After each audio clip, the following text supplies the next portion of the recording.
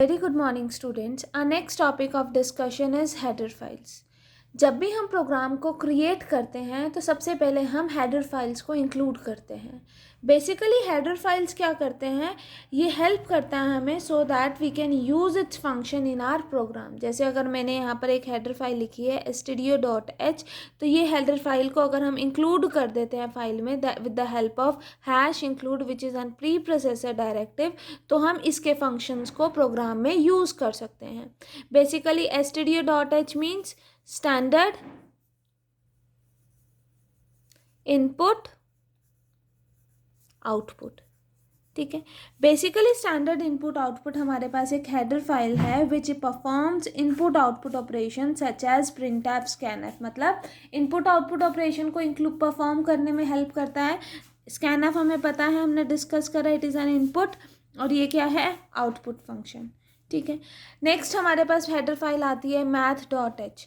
math.h एक header file है which performs mathematical operation और फंक्शन. लाइक अगर हम किसी अपने प्रोग्राम में स्क्वायर रूट लेना चाह रहे हैं तो we will include this header file so that, क्योंकि यहाँ पर हम अपना inbuilt function that is SQRT use कर रहे हैं, या साइन वैल्यू निकालनी है किसी की, दैट इज़ साइन एक्स निकालना है, जहाँ पर एक्स की वैल्यू आप दोगे, तो वो सब कैसे होगा, with the help of this header file that is math.h. Next header file is conio.h which means console input output. console input output ये क्या इंक्लूड करता है, बेसिकली हमारे पास getch and clear screen. ठीक है, getch किस लिए यूज होता है हमारे पास, to get direct output.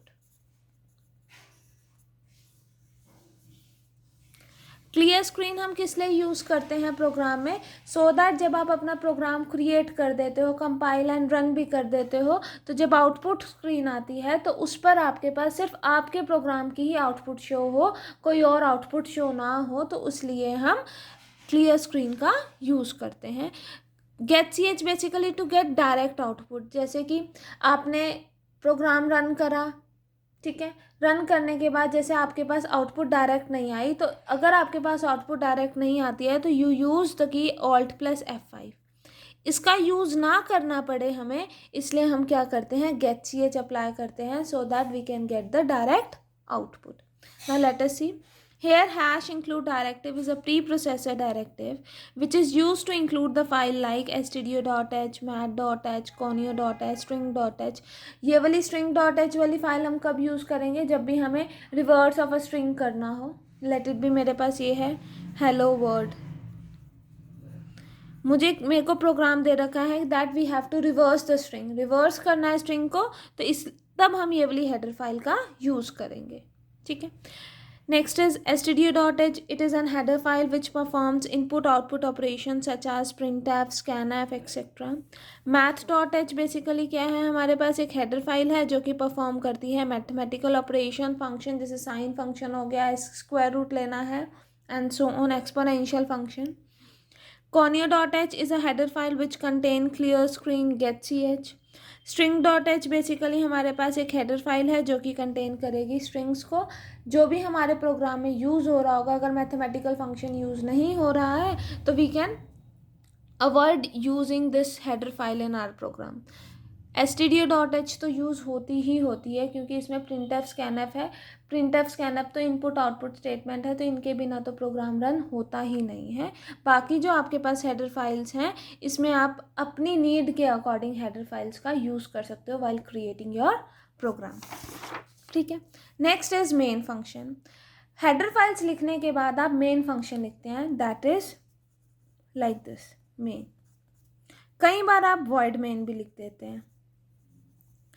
Void main कब लिखते हैं हम, अगर हमारे पास कोई भी वैल्यू रिटर्न नहीं हो रही है सिस्टम में बाय यूजिंग रिटर्न स्टेटमेंट, तो हमें एक वार्निंग मिल जाती है. उस वार्निंग को अवॉइड करने के लिए हम वॉइड मेन यूज़ कर लेते हैं. नॉर्मली हम मेन फंक्शन यूज़ करते हैं अगर हमारे पास कोई वैल्यू रिटर्न नहीं हो रही है, तो यूजिंग रिटर्न स्टेटमेंट, तो टू वॉइड दैट हम क्या यूज़ करते हैं, void main. Let us start the main function. The main function is a special function and it must be present in every program. whenever a C program is run, it is the first function which is to be executed. ये सबसे पहला function होता है जिसको हम execute करते हैं, और इसी की हेल्प से हम अपने सारे फंक्शंस को जो कि प्रोग्राम में है उसको कॉल करते हैं. It call all other function in a program according to the flow of program. जैसे हमने प्रोग्राम का फ्लो रखा है उसके अकॉर्डिंग ये फंक्शंस को कॉल करते हैं. ठीक है, late us see the example. जैसे कि हेडर फाइल्स, यहाँ स्टार्टिंग में तो आप हेडर फाइल्स लिखेंगे अकॉर्डिंग टू योर रिक्वायरमेंट. ठीक है, फिर मेन फंक्शन आया दैट इज़ वॉइड मेन. फिर ब्रेसेस स्टार्ट, यहाँ पर वेरिएबल डिक्लेरेशन है नहीं है उसी के अकॉर्डिंग करोगे. यहाँ जस्ट एक एग्जांपल दिया हुआ है. Print f braces start with in double quotation mark enter the word of C double quotation mark close bracket close terminating sign. फिर print f \n so that कि जब हमारे पास आउटपुट स्क्रीन आए तो वो कैसी आए, एंटर द वर्ल्ड ऑफ सी. फिर \n यूज हुआ मीन्स नेक्स्ट लाइन में हमारे पास क्या है, हेलो वर्ड. ये हमारे पास क्या आएगी, आउटपुट आएगी.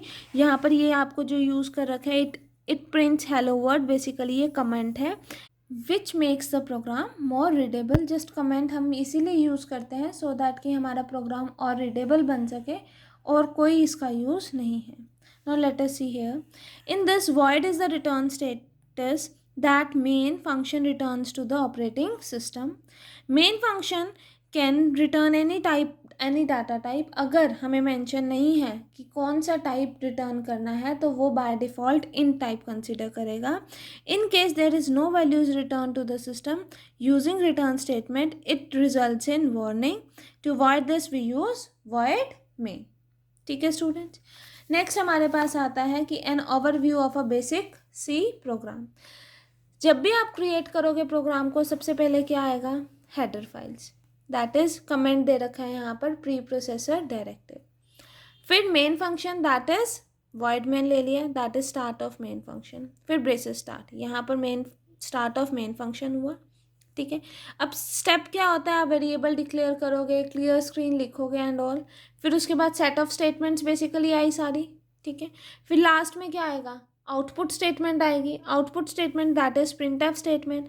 फिर आप एंड करोगे फंक्शन को तो that is curly braces close. ध्यान रखना जब भी आप प्रोग्राम सी में प्रोग्राम बनाएंगे जितने भी ब्रेसेस ओपन होंगे कर्ली ब्रेसेस उतने ही ब्रेसेस क्लोज होने चाहिए, नहीं तो आपके पास एरर आ जाएगा that is this type of error की statement missing and so on. ठीक है students, only this much for today class.